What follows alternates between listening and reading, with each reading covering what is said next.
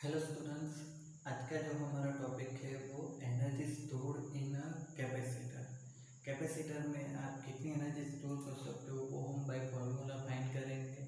तो कैसे फाइंड करेंगे, तो देखो कि हम यहाँ पर बात करेंगे तो ये जो फील्ड आएगा वो एक्चुअली इलेक्ट्रिक फील्ड ही बनेगा, क्योंकि चार्ज होगा तो चार्ज कोई ना कोई इलेक्ट्रिक फील्ड बनेगा।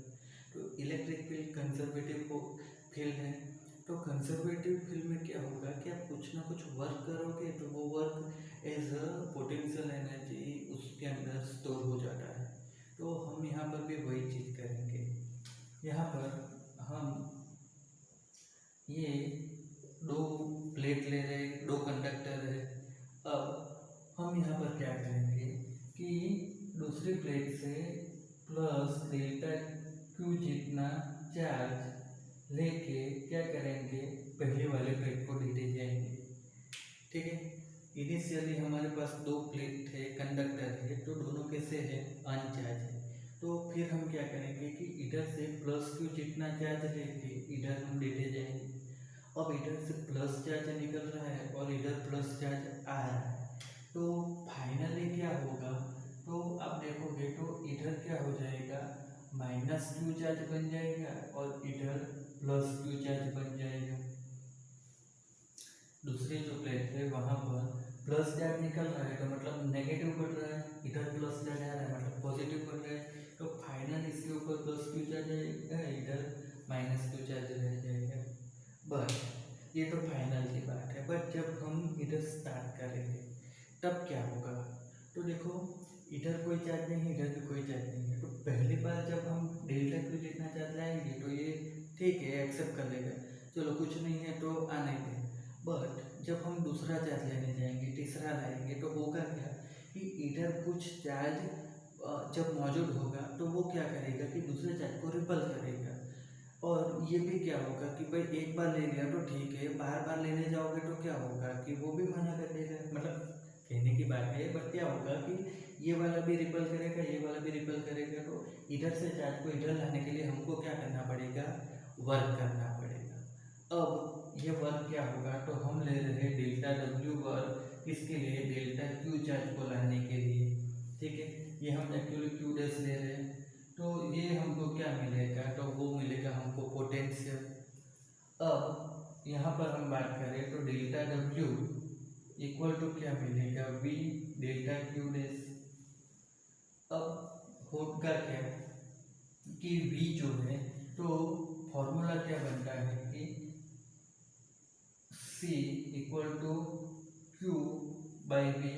तो वी क्या मिलेगा हमको, तो वी मिलेगा हमको, यहाँ पर हम क्यू डैश ले रहे हैं तो क्यू डैश अपन सी मिलेगा। तो डेल्टा डब्ल्यू इक्वल टू हम क्या लिख सकते हैं, तो Q dash upon C delta Q dash. अब हम क्या करेंगे, तो इंटीग्रेशन करेंगे दोनों side, delta W equal to इधर इंटीग्रेशन करेंगे तो 1/c कांस्टेंट निकल आएगा, Q dash upon delta Q dash. अब ये इंटीग्रेशन हम करेंगे तो कहाँ से कहाँ तक करेंगे, तो देखो इनिशियली चार्ज कितना था, 0, फिर कितना आ गया, क्यू जितना। तो हम क्या करेंगे, 0 से क्यू के बीच में इसका इंटीग्रेशन करेंगे। तो इंटीग्रेशन आप करोगे तो डब्ल्यू इक्वल टू क्या मिल जाएगा हमको, तो वो हो जाएगा 1/2 और क्यू डैश का स्क्वायर हो जाएगा, 1/2 और सी भी हो जाएगा। ठीक है, ये आ जाएगा एक्चुअली 1/c और क्यू डैश स्क्वायर बाई 2 आ जाएगा, और लिमिट 0 से क्यू है। तो एक बार क्यू डैश की जगह क्यू लिखना है तो 1/2c और क्यू डैश है तो क्यू का स्क्वायर -0। ठीक है, तो ये क्या मिलेगा हमको, W equal to Q square by 2c। अब देखो तो ये क्या हो गया कि हमको जब अनचार्ज था वहाँ से लेके उसको नेगेटिव क्यू जितना चार्ज बनाने के लिए हमको जितना वर्क करना पड़ा वो वर्क मिल गया। अब क्या होगा कि ये फील्ड कैसा है, कंजर्वेटिव है, तो जो हम वर्क करेंगे वही हम क्या होगा कि इसके अंदर एज पोटेंशियल एनर्जी स्टोर होगा। तो ये एनर्जी भी क्या हो जाएगी, क्यू स्क्वायर बाई 2c हो जाएगी। ये जो फॉर्मूला है u equal to Q square by 2c, तो उसमें हम क्या करेंगे, तो q का हम यहाँ q को एलिमिनेट करेंगे। तो कैसे करेंगे, तो ये फॉर्मूला के ऊपर से मतलब c इक्वल टू क्या है भाई, c equal to Q by V है। तो यहाँ पर क्या होगा कि q की वैल्यू हम रखेंगे तो वो क्या हो जाएगी, c into V whole square divide by 2c। तो ये हो जाएगा क्या, 1/2 c वी स्क्वायर। तो u की दूसरी भी फॉर्मूला बन गई 1/2 c वी स्क्वायर।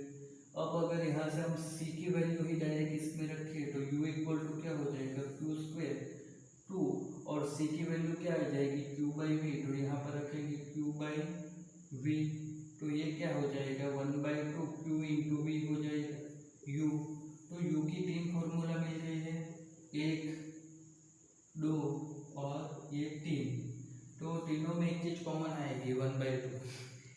तो यहाँ पर हमको क्या हुआ कि Q जो पोटेंशियल एनर्जी मिलेगी तो वो क्या होगी, 3 फॉर्म में मिल सकती है। पहला क्या होगा कि चार्ज और कैपेसिटेंस के फॉर्म में, दूसरा कैपेसिटेंस और पोटेंशियल के फॉर्म में, और तीसरा चार्ज और पोटेंशियल के फॉर्म में मिलेगी। अब जो चार्ज होता है तो उसकी जगह हम क्या लिख सकते हैं, सिग्मा इंटू ए लिख सकते हैं। चार्ज डेंसिटी क्या होती है, चार्ज अपन एरिया, तो ये हो गया सिग्मा इंटू ए। दूसरा सी की जगह हम क्या लिख सकते हैं, तो epsilon 0 A divide by B. ये फॉर्मूला हमने पिछले वीडियो में अप्लाई किया है। तो ये दो जो वैल्यू हमको मिली है, ये वैल्यू हम पहले वाले जो फॉर्मूला है ये वाला, उसमें हम ये दोनों वैल्यू अप्लाई करेंगे। तो क्या होगा देखो, u equal to Q square है तो q की जगह हम लिखेंगे एप्सिलॉन 0 a उसका स्क्वायर, और c है तो डिवाइड बाई 2, और c की जगह हम लिखेंगे एप्सिलॉन 0 a और सॉरी यहाँ पर सिग्मा आएगा, सिग्मा है epsilon 0 a divide by d। अब देखो तो ऊपर क्या बनेगा, सिग्मा स्क्वायर ए स्क्वायर, नीचे क्या बनेगा 2 एप्सिलॉन 0 a, और ये डिनोमिनेटर का डिनोमिनेटर ऊपर चला गया। अब हम क्या करेंगे, सिग्मा स्क्वायर है डिवाइड बाई 2 और नीचे एप्सिलॉन 0 का स्क्वायर कर रहे हैं, तो क्या हो गया, यहाँ पर भी एक था हमने स्क्वायर कर दिया तो ऊपर भी एक एप्सिलॉन 0 मल्टीप्लाई कर दिया। अब ए स्क्वायर और ए कैंसिल हो जाएगा तो ऊपर एक ए बचेगा और बी। अब देखो तो u इक्वल टू यहाँ पर ये वाला जो टर्म है सिग्मा अपन एप्सिलॉन 0, तो ये क्या होगा कि जब भी कोई बड़ी सी प्लेट होती है इनफाइनाइट उसका एरिया होता है, तो वो एरिया के लिए हमको इलेक्ट्रिक फील्ड कैसे मिल रहा है, सिग्मा अपन एप्सिलॉन 0 से। तो ये वही फॉर्मूला बन रहा है। तो यहाँ पर हम क्या लिखेंगे 1/2 एप्सिलॉन 0 और सिग्मा अपन एप्सिलॉन, तो वो हो जाएगा इलेक्ट्रिक फील्ड और दोनों का स्क्वायर है तो ई का स्क्वायर इंटू ए बी। अब देखो तो हमारे प्लेट है जो कैपेसिटर की प्लेट है उसका एरिया हम लेते हैं कैपिटल ए, और दो प्लेट के बीच का जो डिस्टेंस है उसको हम लेते हैं डी। तो इस केस में क्या हो जाएगा कि जो टोटल वॉल्यूम कंजक्टेड बाय कैपेसिटर वो हो जाएगा ए इंटू डी जितना। तो यहाँ पर हम क्या करेंगे, u divide by A D करेंगे, तो ये हमको क्या मिलेगा 1/2 एप्सिलॉन 0 ई स्क्वायर। तो ये चीज क्या बनेगी, तो यूनिट सॉरी ये क्या बन जाएगा एक्चुअली, तो एनर्जी डेंसिटी,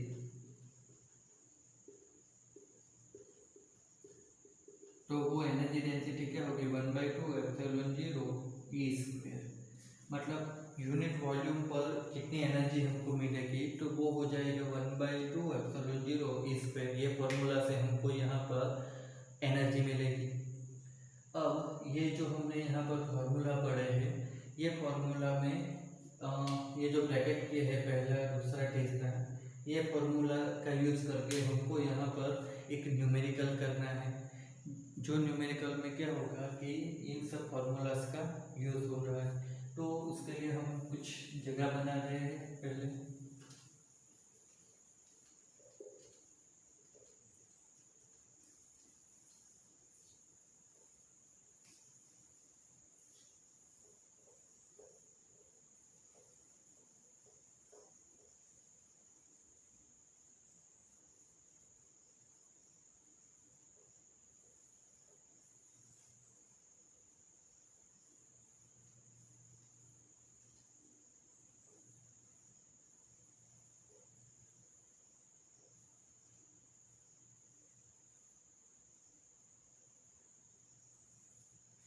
हमको जो न्यूमेरिकल करना है वो बुक का ही न्यूमेरिकल है।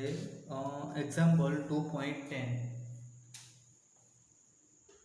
एग्जाम्पल 2.10।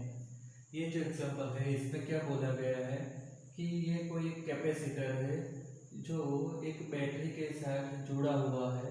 बैटरी का पोटेंशियल 100 वोल्ट है और कैपेसिटर जो लगाया है तो उसका कैपेसिटर 900 पिकोफैराड है। तो इस केस में हमको यहाँ पर एनर्जी फाइंड करनी है। U इक्वल टू कितना होगा वो फाइंड करना है। तो देखो हमारे पास वैल्यू है C की, वो क्या हो जाएगी 900 पिकोफैराड है। पिको का मतलब हो जाएगा 10⁻12, ठीक है। तो हमने ये पढ़ा था DC centimetre micro nano picofarad, ठीक है, समझ में आया तो ठीक है, वरना कोई बात नहीं। एक्चुअली ये जो सफिक्स होते हैं तो उनकी वैल्यू अलग अलग रहती है। तो मोस्ट ऑफ क्या होता है कि नैनो और एंगस्ट्रॉम पता होता है, उसके बाद जो ऊपर जाता है तो वो नहीं पता रहती। तो पिको आता है, उसकी वैल्यू 10⁻12 होती है। तो पिको फैराडे हो गए। अब वोल्टेज 100 वोल्ट है, हमको U फाइंड करना है। तो U इक्वल टू हमने फॉर्मूला ऑब्टेन किया था Q²/2C। नहीं चलेगा क्योंकि देखो तो चार्ज और कैपेसिटर है, यहाँ पर चार्ज तो है नहीं। तो दूसरा फॉर्मूला क्या हो जाएगा, तो वो हो जाएगा 1/2CV²। अब देखो तो कुछ कुछ हो जाएगा, क्यों? C की वैल्यू भी दी है, B की वैल्यू भी दी है। तो ये फॉर्मूला हम अप्लाई करेंगे यहाँ पर। तो क्या होगा कि 1/2 कैपेसिटेंस में कितना 900 इंटू 10⁻12 इंटू वॉल्यूम का V वॉल्यूम नहीं है, पोटेंशियल। तो पोटेंशियल का स्क्वायर तो मतलब 100 का स्क्वायर हो जाएगा। तो यहाँ पर हमको क्या मिलेगा 1/2, ये 900 है, ठीक है। तो ये हो जाएगा 9 इंटू 10⁻10, 2 निकल गए 0 इधर से, और ये 100 का स्क्वायर तो 10⁻4 हो जाएगा। तो U इक्वल टू हमको क्या मिलेगा 9/2 तो 4.5 और ये 10⁻6 जूल। इस तरीके से हमको यहाँ पर क्या होगा, तो जो एनर्जी है इसकी कैपेसिटर और पोटेंशियल दिया है उसके अकॉर्डिंग टू यहाँ पर कितनी एनर्जी स्टोर कर सकते हैं, तो 4.5 × 10⁻6 जूल। अब यहाँ पर न्यूमेरिकल खत्म नहीं होता है। न्यूमेरिकल में आगे हमको क्या बोला गया है कि जो कैपेसिटर है तो वो कैपेसिटर को तो ऐसे ही रहने दिया, पर उसके साथ क्या किया गया कि दूसरा यहाँ पर ये C1 बना दिया और ये C2 बना दिया, और दोनों 900 पिकोफैराडे वाले क्या किए, तो कैपेसिटर ही जोड़ दिए। तो यहाँ से जो बैटरी थी अब उसको निकाल दिया है और क्या किया, कैपेसिटर को ही लगा दिया।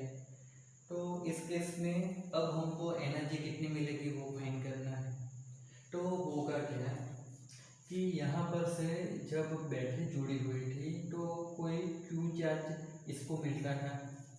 तो अब क्या हो जाएगा, तो अब यहाँ पर जो चार्ज आएगा तो वो हो जाएगा Q'/2 और इधर भी Q'/2 जितना चार्ज हो जाएगा। अब हमको यहाँ पर देखो तो चार्ज है और कैपेसिटर है, तो ये वाला जो फॉर्मूला है वही लगाना पड़ेगा। तो हम क्या करेंगे, U equal to Q²/2C formula लगा लेंगे। अब देखो तो जो चार्ज होगा वो चार्ज क्या होगा, तो दोनों की ओर आधा आधा क्या होगा, तो दोनों साइड आधा आधा वो डिवाइड हो जाता है। तो होगा क्या कि आप Q' नहीं लिखो तो भी ठीक है। तो ये फॉर्मूला है Q²/2C, तो उसमें चार्ज अब क्या हो जाएगा, Q की जगह Q/2 हो जाएगा। तो ये हो जाएगा Q/2 उसका स्क्वायर और डिवाइड/2C आएगा। बट अब देखो तो यहाँ पर क्या है कि दो कैपेसिटर है, तो ये जो हमने फॉर्मूला लगाया वो तो एक कैपेसिटर के लिए था, यहाँ पर कैपेसिटर 2 है तो ×2 करना पड़ेगा। तो ये देखो ये क्या हो जाएगा, तो ये हो जाएगा Q²/4 डिवाइड बाई 2 कैंसिल हो गए, तो यहाँ से हम क्या लिख सकते हैं, q² बाई 2c अपॉन 2। तो ये क्या हो जाएगा, तो ये एक्चुअली हमने पहले फाइंड की थी वो एनर्जी, ये u लिया तो इसको हम u डैश ले रहे हैं, ठीक है। तो u डैश जो होगा तो वो हो जाएगा u बाई 2 हो जाएगा ना एक्चुअली, q² अपन 2c, ठीक है। तो q² अपन 2c, तो ये हो जाएगा 4.5 इंटू 10⁻⁶ डिवाइड बाई 2। तो जो नई एनर्जी होगी वो आएगी 2.25 इंटू 10⁻⁶ जूल। अब यहाँ पर एक क्वेश्चन होगा कि कैपेसिटर एक था तब एनर्जी ज़्यादा थी और 2 कैपेसिटर लगा दिए तो एनर्जी कम हो गई, तो एनर्जी यहाँ पर क्या हुआ। तो एक चीज़ समझो, जब यहाँ पर बैटरी थी तो वो एनर्जी मतलब चार्ज उसको दे रहा था, बट जब हमने बैटरी निकाल दी तो क्या हुआ कि जो चार्ज एक कैपेसिटर पर स्टोर हुआ था वो क्या हो जाएगा, अब दोनों कैपेसिटर में आधे आधे चार्ज डिस्ट्रीब्यूट हो जाएंगे। तो इस केस में क्या होगा कि जो चार्ज होगा उसने कुछ मोशन किया होगा, and during that motion charge lose some energy in form of heat. So energy जो कम हो रही है यहाँ से यहाँ पर, वो क्या हो रही है कि energy loss due to some heat. और वो हीट कौन सी होगी, तो जो चार्ज होगा वो कुछ मोशन करेगा, वो मोशन की वजह से वो एज हीट एनर्जी लूज करेगा। इस वजह से नए केस में हमको एनर्जी